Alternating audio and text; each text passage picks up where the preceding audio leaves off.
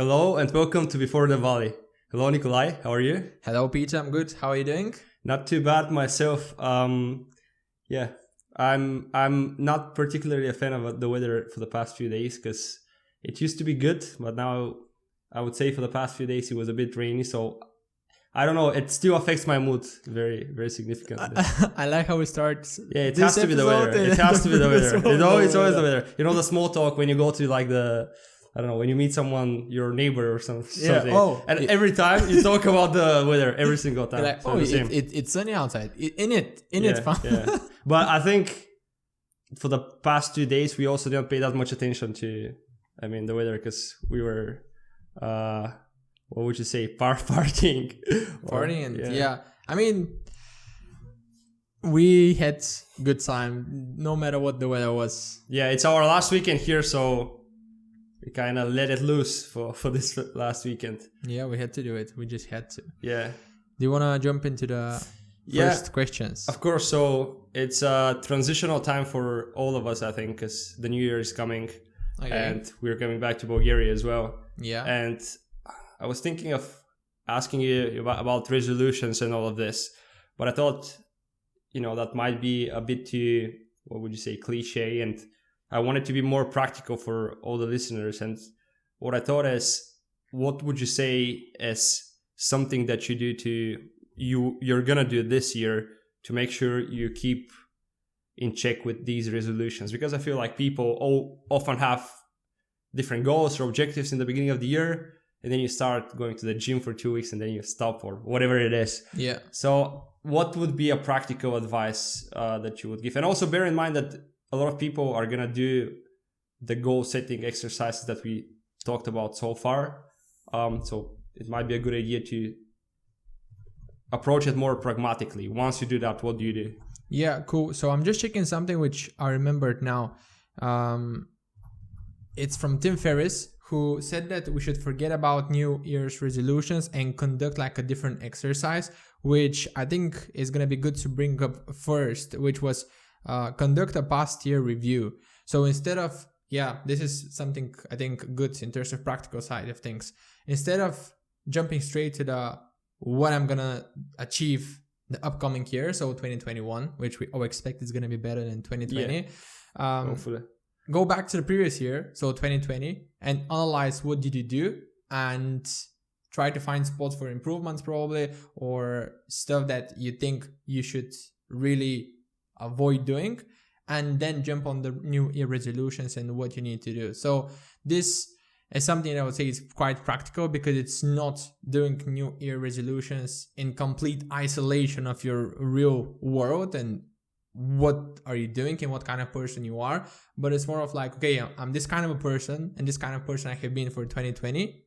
This is how I can, this is what I want to build upon, and then start thinking about what the transition is going to be from where you are and where you want to be. So it's like an analysis, almost like, I guess, a reality check if you're going into the right direction or in the direction that you want to go. And I think that's especially useful now with the change in environment, because there was a statistic that maybe 40 or 50% of young adults now don't believe they will be able to achieve their dreams under this new environment. Okay. Like, people are very pessimistically, they're approaching the situation very pessimistically. And I think a good thing to do now is just, think about the situation, what has changed, and what can you do to kind of reach your goal or even set a new one to overcome this. So I really like the analysis idea. What has changed? What have I done? How did I react to it even? Would you say these are, I guess, a personal analysis, or would you say it's more of an external, what have I achieved in work? What can I do into the next year? Or would you say it's more like personal stuff that you've done? For example, am I mentally clearer than before, or have I achieved mental clarity or some mental health, for example? Oh, if I have to be honest, I don't, because it's a concept which I haven't studied of Tim Ferriss. Yeah. But if you see just the title, forget about new resolutions, jump to a past year review, I think it can be done for any aspect of your life. And if you really separate it into like personal, so like mental state, physical state of your body, and analyze it on when it comes to this perspective, then like relationships, then comes to like work and hobbies. I think you can do it for everything, because this is where it really becomes useful, because you analyze what you have been doing and then jump on what you want to do. And this is why I think doing it in this way compared to like in an isolation is more useful, because you can really see where you are now. Because I can say, I want to become an F1 driver, but that's like nothing to do with what I am now and what I can do. And I need some kind of a transition to get there. So my New Year resolution, if that's my long-term ambition, is gonna be something like, I don't know what, but like it's complete, like I made it up now, but it could be find schools for F1 driving, get to know people, and then it's gonna become an F1 driver. And I really like the idea of splitting stuff into separate categories. And you mentioned relationships, and I know there are people that keep track of all the contacts they made in a spreadsheet, for example, and then at the end of the year they recheck all of them, like, okay, have I built better relationships with these people? So this is like because I think for relationships, this is the one you might miss out on when thinking about networking or other people. You usually focus on yourself, but if you focus on these relationships, this is just a great example of how you can split stuff into separate categories and then analyze each of them. Which I think is a great idea. And then where do you want to take these relationships? Makes it very practical for the other categories as well, I guess. I think I've seen some kind of a video, it was where somebody really separated a live person into different categories. So it was an article. I'll try to find it and probably link it in the bio of the YouTube channel. It's a podcast episode of Tim Ferriss, I remember. That's where I saw it. But I can't remember the exact episode, but that's what the person was doing. Literally, they were putting in each new relationship they putting in a spreadsheet, and then they would go through the entire spreadsheet to see where they are in their relationship. They would have other data on these people as well. No. I was referring to the splitting your life into different aspects, like hobbies and all this kind of stuff. Right. Yes. Yeah. I see. Yeah. But when it comes to relationships, this is something I've done this year. Like I started, like when it comes to networking, just having in my notebook who I spoke to, like the name, and then I have like some description of what kind of relationship I've built during the first call, second call, and I kind of like, probably, I don't know, even now during Christmas, I can go back to this list and send happy holidays to all these people that I think that it's suitable to send it to. And I think that's, on this aspect, it's a good one. Another practical thing. Yeah, on a tangent, I'm going to go, but I just have to, because you mentioned you can send like a Christmas card or something. Yeah. The book I'm currently reading from Cialdini, The Influence, Psychology of Persuasion. Cool. They were describing the best car salesman in the US in the, I'm not sure, maybe 70s. Yeah.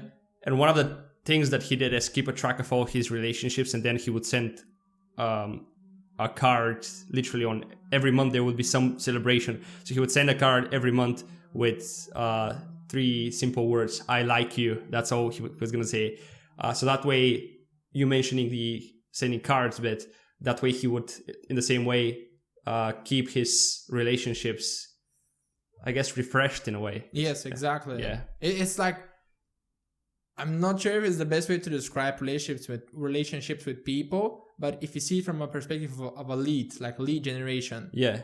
Your lead, when the lead first gets in touch with you, it's like a hot one. So you need to keep nurturing it, like taking care of your lead, which from a relationship perspective, whether it's for business or family, you need to really nurture those relationships. You need to take care of them. Otherwise, they're going to become cold and die. And I think it's a good analogy, which I haven't thought about. Yeah, for sure. Well, okay. So, and because I think that's a very broad question, and it was a question which I was going to ask you as well. And I think I can do it now, because I wanted to ask you for 2020, what would you say are the things that you would have done differently when it comes to achieving your goals? More of a structured perspective. So would you have checked your goals more regularly? Would you have probably thought about them more, I don't know, in detail? And what are the stuff that you would bring to 2021 Yeah. when it comes to everything that you've done this year? Well, we discussed this just before the episode, but there are very few things I would change this year because this was, I think, a transforming year for me. And I generally think, despite the bad circumstances, it's been a year where I was able to develop quite a bit. So it's a difficult question for me to answer. But now thinking about it, you mentioned checking goals more regularly, which I remember I wasn't doing that frequently throughout the year, and I started doing it more regularly recently. So, for example, setting weekly objectives and then seeing how you perform against those weekly objectives. Okay. I think that's very important, just because you see on a week-to-week basis, you see if you're moving towards your goals. While I didn't used to do this, I would do it every 6 months, let's say, which is, I think, far too long. And then on a day-to-day basis, I would just do stuff that I think would take me to where I want to be. But if you're doing a sense check, kind of, okay, how am I performing against this? How am I performing against the smaller task? It's much more obvious, I would say. So that's one thing that I would start setting these weekly and then monthly objectives more frequently, I think, just to recheck on stuff. Okay. Another thing is I started doing this recently as well, but I would pay more attention to the goals that I set in the beginning of the year or the beginning of the 6-month period, because I do it every 6 months. Just because when you're moving, when you're working, let's say, on a day-to-day basis, you often forget why you're doing something. And I think that's, first of all, very motivating, just seeing why you're doing it was the end goal. And then the second thing is you also might forget, because, I do the Warren Buffett setting 5 objectives exercise. Sometimes you might forget one of them or see that you're not moving towards it. So just refreshing and going back to these objectives is a good way to do it. And I think that fits with my first tip. Yeah. Do it more regularly and then go back to your overarching goals just to see how you're moving against each of them. That's in terms of, I guess, structure and all of that. Other than that, I don't think I'm going to change too much for now, apart from these things. I haven't found a major gap in my last one or 2 months, I would say, which I can then focus on. But I think a good thing would be to analyze the whole year, as you said, and then decide on these things. What about you? What would you say you would change? Well, if I have to be honest, I think my view aligns with yours. That I think it was a good year when it comes to goals achievement and like personal goals achievement as well, because I was really focused on pursuing what I want to, which I said in the beginning of the year. I did it like in March, but still something that I think is interesting, that when we set a goal in the beginning of the year, sometimes this goal might change, even if it's like an overarching one. With the passage of time, things change. Situations, your environment might change, your view might change of stuff, and it doesn't mean that you still need to pursue this goal. Or like it could be that you received some information which made your goal unachievable in one way or another, so you need to probably lower it down or change it. And this is something that I would have probably changed, because I don't know if you remember, like one of my goals in the beginning of the year was to get into VC. And with the passage of time, I realized more and more that that's impossible, almost because these VCs, they look for very experienced people. And I'm at a stage where I don't have anything to offer to those VCs. So what I would have done probably, because I still check my overarching goals. I have this list, and very often I open it and I see like those 5 goals that I set, and it still remains there. But what I should have done, being more proactive and just remove it and put something else there, which would still guide my actions and what I'm doing. Yeah, I think I have the same problem, and it's good that you're bringing it up. This is something also Jordan Peterson says. You have to be humble with your goals, just because sometimes if you set them too high, you might just give up just because you cannot do it. I think people with severe depression, his practical tip for people with severe depression is just set very, very small goals, like, for example, ordering your room or ordering a shelf, even like something very, very simple, just so you can have a place to start. And just because having a, even a lower goal, a humble goal, is better than having no goal. And if your goal is unachievable or unrealistic and you kind of don't even pursue it because of that fact, you kind of don't have a goal at all. So it's very important, I think, to be humble with these stuff. But it's also a question of balance as well. But I think it's a great point to proactively change, revisit. Like, it goes back once change again to being present when it comes to what's going on with your life. Yeah. Not being considering your goals in complete isolation, but actively being checking it and thinking, okay, what's going on? Should I change something? Where am I going? Is it the place where I want to go? And so on. Yeah. Just not to lose track of stuff, because you might get lost as well if you're blindly pursuing something. And then, I don't know, imagine if you're so dedicated to something, building a rocket, for example, and 5 years passed, you're like, wait, I'm not capable of doing this. And if you go back, you've probably could have used that time in a better way. Yeah, for sure. This is the testing of assumptions that you would see in startups. You're almost never certain about these things in advance. Okay. So it's like testing these assumptions by doing stuff and getting, am I getting closer? It's a good way, I think, to approach it. So you mean that if you have like a very high goal, that your perspective should be just testing if you're able to achieve it and seeing if now is the right moment for it. Yeah, I think a good analogy would be, let's say you have this idea in your head, and then what you do is in startups, you would test with customers, you would see if there's demand, if your assumption that this is actually a great idea is right. So in the same way, you might have this big goal and then testing if this is achievable in some way. Yeah. So for example, in your VC example, it would be, okay, let me research what other people in the same industry have as portfolio of stuff they've done, for example. So once you did this, or you went to a few interviews, you see it won't happen. You just either change your goal or lower it or whatever. So I think the world is so chaotic, and we have these impressions. Let's say, for example, in our case, the VC example, you might have the impression that straight after university you'll be able to enter, but once you see the information and you kind of drill through the chaos, you see that it's impossible, and you change your goal, or you lower it. Love it. Yeah, that's a good point. Thinking about, like, I'm not sure if there's anything else that I would have changed though. I really loved it. It's the first year I do it, to be setting those goals. Yeah. Like, we've been discussing this, but just to briefly mention, you sit down, you think of like 25 stuff you want to do, and then you prioritize 5 of them and ignore the rest. Yeah. And what in addition to all of this, what I added, it was personal goals, like personal development goals, which were more of building the character, which it could be considered as one overarching goal, build my character in this way, and then you list all the bullet points with what you want to achieve.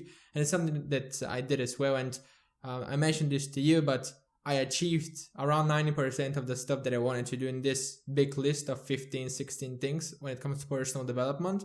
And it was with the intention to do it because I knew that I want to learn about Stoicism, that I want to build a healthy habit of reading books. And I was able to achieve it. And listing those down and knowing where you want to go is something that I would do this year as well, and see where it takes you. Takes me. So I'm curious, what you said 90%, what were the 10% that you couldn't achieve, and why do you think you couldn't achieve those?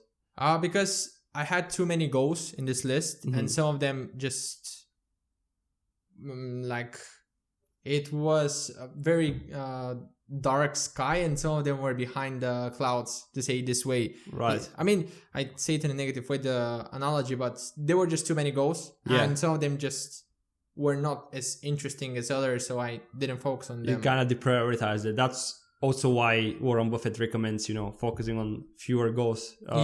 And making a decision. Yeah, I mean, but if you think about it, I did it. I focused on some of them. I some of them are long-term ones. So it's kind of like, let's say one of them was to build a clear communication and be more structured in the way I do it. So intentionally, I was kind of like, we did the podcast, we started the podcast, I was reading books, listening to some podcasts and strategies to do it, but I still don't think that I managed to achieve this goal. And I would say that it was because I wasn't 100% focused on it. Yeah. But they were like the 90%, that's like a lot to achieve. And when it comes to personal development, I think that the stuff are overlapping so much that it's not bad to have a bit more goals there. Yeah, no, for sure. Yeah. I think this is also something that we talked about like last time about meditation and journaling and how they interact with each other, how they're exactly helpful in their own ways. So. And sometimes starting one pushes you to start the other one. So I like built the habit of meditating almost every single day. And then the next stepping stone was journaling. What if I started the other way around, I might have not gone to meditations and so on. So I don't know, there is still kind of luck in achieving those personal development stuff, but just having the clear intention of what you want to do and listing the stuff which you suggested was one of the best things, which I think made my progress intentional, not unintentional. I was just focused on doing the stuff. Yeah. No, I can see that. Great. Well, cool. Yeah. Do you have any other? Yeah, I have one. You know what's gonna be, or no? No. What is it? What did you learn this week? It was. Oh right. Okay. My time. What did I learn this week? So yeah, I was reading. So a few things. I was checking. Lex Friedman. Yes, I think so. Yeah. So it was very interesting for me to find out that there's a specific way that your brain works. It's like, I guess it's called temporal memory. I'm not sure about the exact scientific term. Yeah. But it's basically what you would call RAM memory, if you remember in previous episodes, about how basically the person who was discussing this with, the concept was, the theory was, in your 20s, in your early 20s, you can go into deep thinking very intensely. Okay. Just because your brain has the resource to do that, and that's why the greatest mathematical discoveries were done by people during their 20s, early 20s even, which is a bit sad because we are passing that point of the early 20s, but still I found it very interesting to find out that the capacity of your brain, I guess, kind of changes, and then now is the time to do deep thinking. And I know Einstein, he was quite young when he developed, but he has a few theories. So all of them, he was in his 20s. And what I know about him is that he would sit in his room, in front of his desk, and he wouldn't write, he wouldn't do anything. He would just stay there and close his eyes and think for maybe 6 hours, up to 6 hours. He would just stand and think. And the idea is, once you do this, you kind of structure your thoughts or your theory, or you kind of try to dive very deep into how the world works in his case.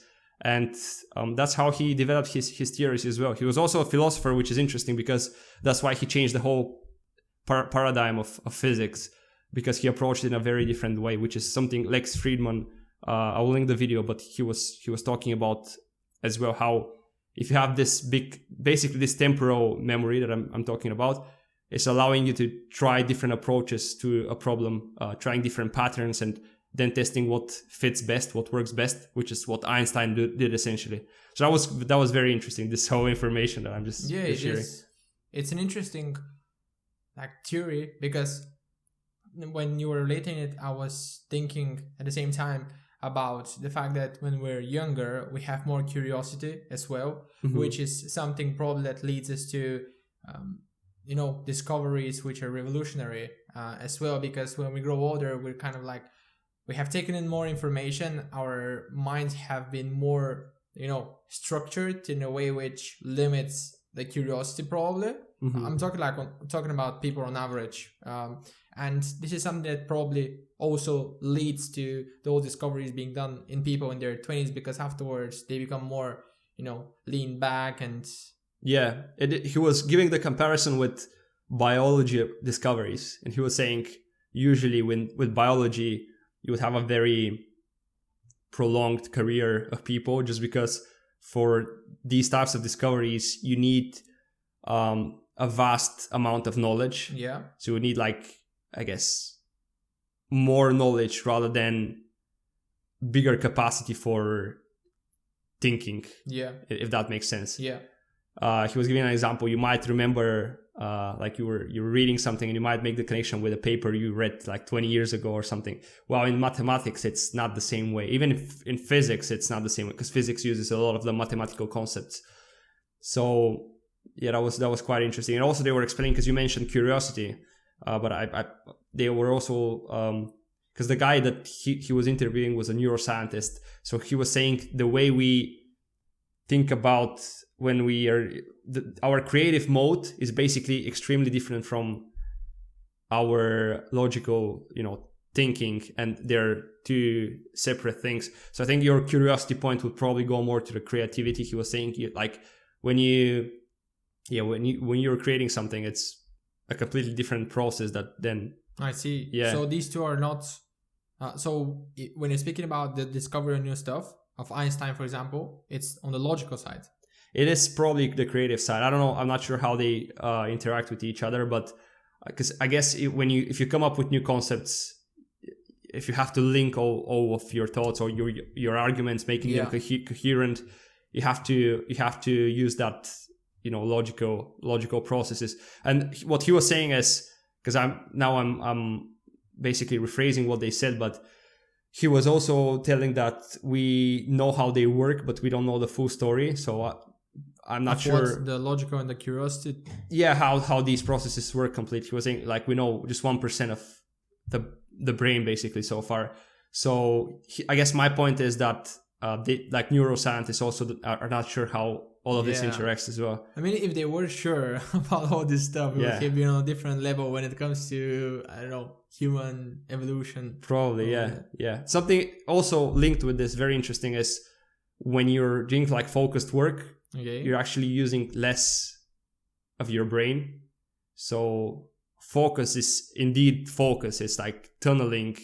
It's like basically a tunnel vision of what you're doing currently, and then you would turn off different parts of your brain to focus. To focus on something. That's interesting. The flow state, for example. So the flow state uses, when you enter the flow state, you're using a lot less of your brain than a lot more, which is very counterintuitive, because people would say, there was this like joke or theory or whatever where you would use like 5% of people use only 5% of their brain. But that's the point. Like, the less you use, the more you can use the right part, and the more you're filtering information in that way. Yeah. Say this to the directors of Limitless. Yeah. Oh yeah, exactly. Because the Limitless film, it had this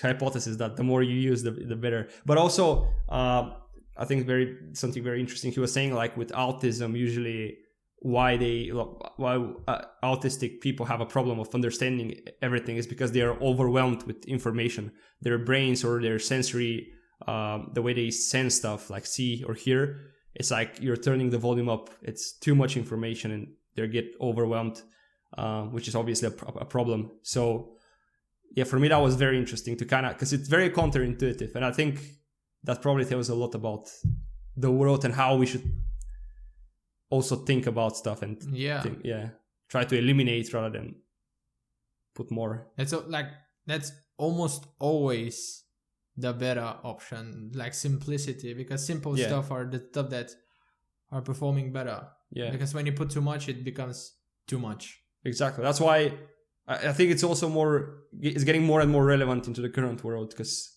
it's so chaotic. So people are taking different minimalistic lifestyles. They're testing minimalism them as well. Like this movement just illustrate this. Yeah, getting more and more relevant. Yeah. Cool. So that was I'm gonna ask you the same question. Tell me. Damn, I thought that we were going like one of us in each episode, not the two of us, but all right. So there are two stuff that I learned or I found more interesting this week. One of them was the leadership story from Jocko Willink from the Extreme Ownership. Oh yeah. And I think I'm just gonna explain briefly. It was when he was a coach, I think, in the Navy team of the US, and they had this Hell Week or something like that. Yeah, the Hell Week. That's how it's called. Yeah.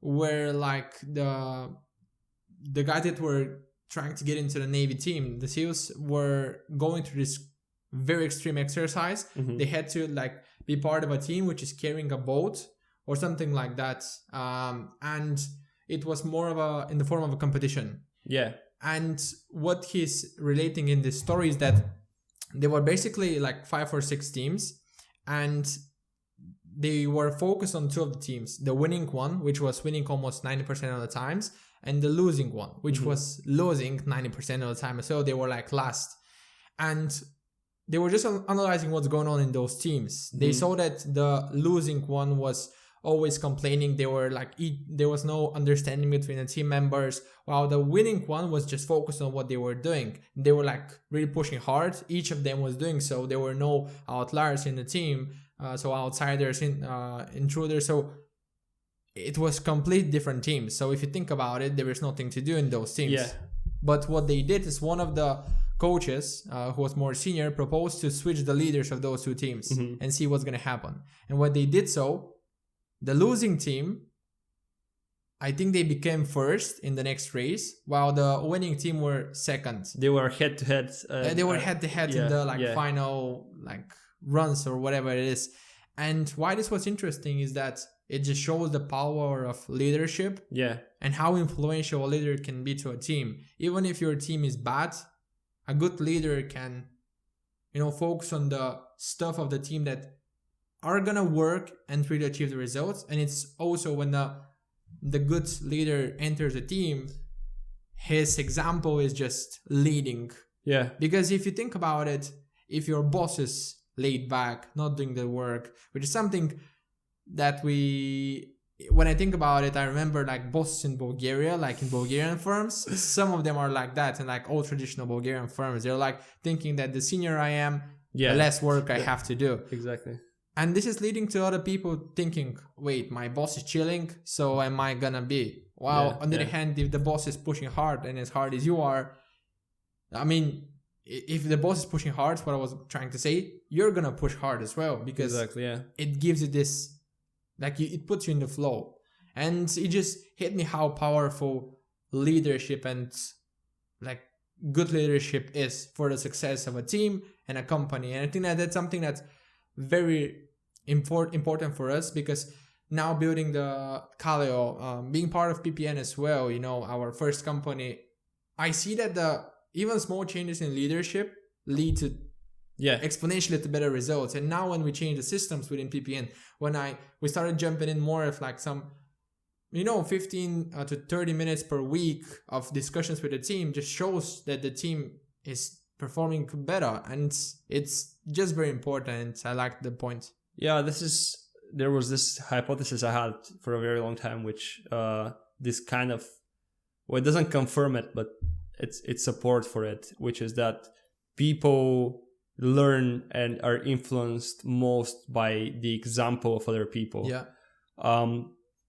So my idea is that's why people have, let's call them role models, or even some people have idols, just because they are so much influenced by these people. They want to imitate them, even if you want to just learn from it and copy the good behaviors and patterns in their lifestyle. Yeah. I think even if you look at the animal kingdom, how pups, for example, they learn from the adult dog, and that's how I think we evolved, just to learn from our elders, or the more experienced people. So I think that goes back to the leadership example. If you see your leader, pushing and what he's able to achieve, you're much first of all, you copy his behavior, and second of all, you're much more inspired. Like you actually believe that something can be achieved. I think that Jocko Willink is a great example. And what's also interesting is that it actually is a learned behavior. What do you mean by that? The winning team's behavior is actually a learned behavior. It's not something that is temporarily achieved by the leader just because they remained one of the best performing they were teams second after they changed the leadership. Yeah. So it's what I mean is like this kind of leadership or these kind of qualities that the leader had are actually learned by everyone else in the team.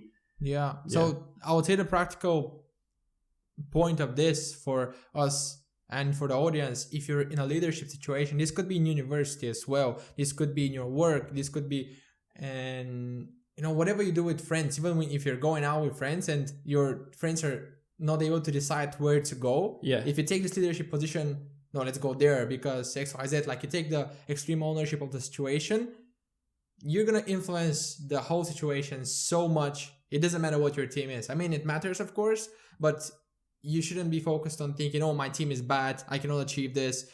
You should be seen it from perspective of, I'm going to be a good leader and I'm going to turn this around. Yeah, that's how you influence it. Or as Jocko Willink would say, come on, go for it. There are no bad teams, just bad leaders. Yeah, exactly. Yeah, this was one of the things that I learned this week. The second one was, it's a very short point, and it's from Daniel Ek, the CEO of Spotify. He's the last episode on Tim Ferriss is with him, and I started listening to it recently, and I loved one point which you might say it's a bit cliche or it's a bit, it's so obvious. It was about the fact that often when we do stuff, even if it's our dream job, we're gonna do stuff that are gonna take away energy from us. Yeah. And what he said is that even as a CEO of Spotify, which is something that I love, I always try to balance stuff. It is something that has been my resolution for a long time, my goal. And when I know that I'm going to be doing stuff that are going to, obviously take away a lot of energy from me, I try to bring in stuff that are going to, give me energy. Right. And I think that I thought about it. This could be on a daily basis. Half of your day is going to be spent doing stuff that are just going to drain you. The rest of the day should recover this energy. Part of it is like sleep, of course, but if you think about it from more of an emotional standpoint, this could be doing some other stuff that are literally like making you feel alive. Yeah. It could be also, today I'm going to be doing full day this, which is annoying. I hate it, or, I don't like it that much. The next day I'm going to be more chilled. I'm going to be doing XYZ, which, I'm going to be creating art. I'm gonna take a walk in the nature, and I'm gonna recover this energy which I need, because otherwise it's just going in like a lot on the negative side if you're just not balancing stuff. It could be on the positive as well, but I think that too much positive is not good either. Just to be crafting art, taking walks in nature, doing only this is gonna lead to you becoming probably unaware of what reality is, because reality is not only positive. But at some point, it becomes meaningless as well. I mean, the world is gonna hit you if you don't. Yeah, exactly. Complete what you have to do. I think that's a great point. That's also the reason why I started with the YouTube stuff that I'm setting because one of my objectives is just to kind of build a YouTube channel, because I think I need somewhere to kind of put that creative energy. And I guess, again, counterintuitive, you put creative energy, but you get energy for doing other stuff from these activities. So I think that this is a great point. And it could also be stuff that will help you in the long term. So for example, exercising, that gives you energy in a way, because your body adapts to you exercising every single day, but it's also healthy for you. So if you put stuff like this, okay, today I'm gonna, let's say, meditate, or I don't know, exercise, as I said, I think this stuff that give you energy can also lead to a better life as a whole in the longer term. It's more balanced, which is a good thing, I would say. Yeah. Oh yeah, these were the stuff that I learned this week. Nice one. I like both of the points. Did you finish the Jocko Willink book? No. It's a very long one. I'm kind of like in the middle of it. So my goal was to finish it last month, but it was a too heavy of a goal. I wanted to finish 2 books in 1 month. Yeah. And I'm trying to finish it before I leave for Bulgaria so that I can take another book back home. Nice. And Casper owes me a book from Explorer. It's something that I'm just trying to see which is the like most expensive book, like 50. Get the what was it? The Munger Almanac. Charlie Munger it's like Almanac. 120 quid. Or something. So, but like the thing is that it was a game. I mentioned this in one of the podcasts. So we played Among Us 2 months ago. Oh, you won the Among Us, yeah. I won a book. But there was no budget. It's just a book. So I can buy an encyclopedia for. You can buy or some like papyrus or something like very ancient, and then sell it. You know? Of course. Yeah. Cool. What was it? Stonks. Stonks on the go up. That's the way to go. That's a good way to end the episode. Can I end it with another practical tip? Because now I remember. Because the way I read Jocko Willink was listening to the audiobook and reading it at the same time. Did it work? It does work. Yeah, it does work. I'm not doing it now, but I think if you have problems focusing and you want to get engaged more with the book, I think it's a great way to do it, especially for the Jocko Willink one, because he has a very, how would you call, specific type of reading and talking. It's him talking and his colleague, and they're like in the army. Nice. You actually have some sound effects when there's a bomb or something like this. That's quite nice because some authors, they don't do the like audible recordings. Because they're not, some of them are not great speakers necessarily. Yeah. The Jordan Peterson one, the new one, is going to be, I think, voiced by him, which is quite nice because even when I read it, I would like I would have his voice in my head. Like, it just adds up to the feeling to. So one of the tips, just jumping on tips when it comes to reading books, was that in order to read a book better and faster, you just have to feel that you're part of the book, just to enter this world of a book, right? That like to really feel it and you're going to be flowing with it. Because otherwise, if you're just reading lines of a book, it's like, okay, I'm just consuming something, but I don't know what it is. But if you imagine it stays for longer, like you really grasp the idea which the author is trying to say. And if I think about it now, this example which I mentioned for Jocko Willink with the boats and the Hell Week, I literally imagine what these people were doing with the boats and just running and what happened with the teams. And it's something I remember. It hit me when it comes to like practical standpoints and the principle, but it's also something that I think is going to remain in my mind and head for a longer period of time because there's this visual idea of it. Yeah, I think that's why fiction is so easy to finish, at least for me, because you get involved into the world and it's like you can finish a fiction book in a day, basically, just because it's so easy to read. So you're in the world. Yeah, exactly. I agree. It's more engaging. Yeah. So, Peter, this is the last episode for 2020. Do you have anything else to say as final words of this famous last words? Famous last words. Yeah. Famous last words would be. What would be yours? Oh, no. Okay, I'm gonna save you on this one. I haven't thought about it, but no, I'll think about it and I'll say it afterwards. I just want to hear what you're gonna say. Well, I would say to our audience and to everybody else who's listening, Spotify, YouTube, whatever, is 2021 is coming. So really think about what you want to do, what you want to achieve, and think on how you're gonna achieve those stuff, because having the next step like put down somewhere and clear of what it's gonna be is making it easier for you to take it. And when you take it and it leads you to the direction that you want to go, you start to get the satisfaction. And this would be my last words. And when it comes to the podcast and what we've done, I think that reading and learning and just conveying all the information which we consume is very interesting, because if you think about it, we put out content to people. It's like 17 episodes speaking for 40 minutes. Yeah. We repeat some stuff here and there, but it's new information coming in, because what you and we do is that we try to learn on a daily basis, because there is no time to waste and we have to build the characters to become better and just be more capable. Yeah. Because that's the second point that I would say. just be learning and be curious, and that's what I try to be, which is why I'm thinking that's something that could lead us further. For sure.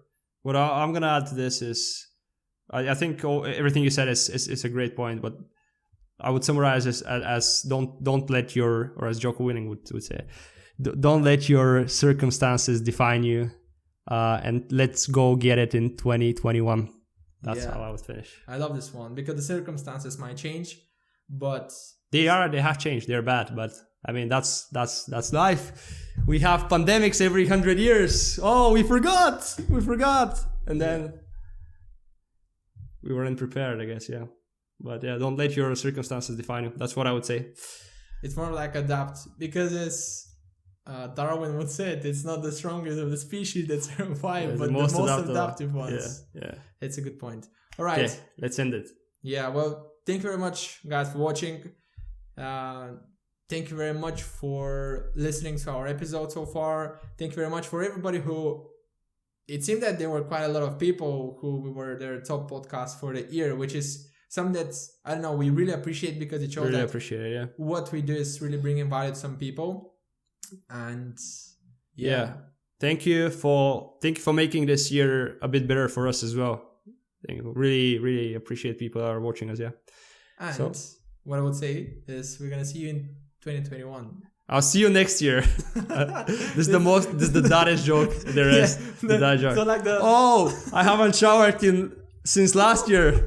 The statistics of this joke, and this is like the episode so far. Like this, the viewership, like it just drops out. And the usage of this joke, it goes up. Exactly. This is like the statistics. But I think there's our talks about the weather in the beginning of every episode. They just kill all of our viewership. They're just like, they're talking about the weather. Everyone clicks off. So we need to spice it up. Spice up our lives from next episode. Who said? Margot Robbie. Exactly, it's Margot Robbie. Ending the year on a good note.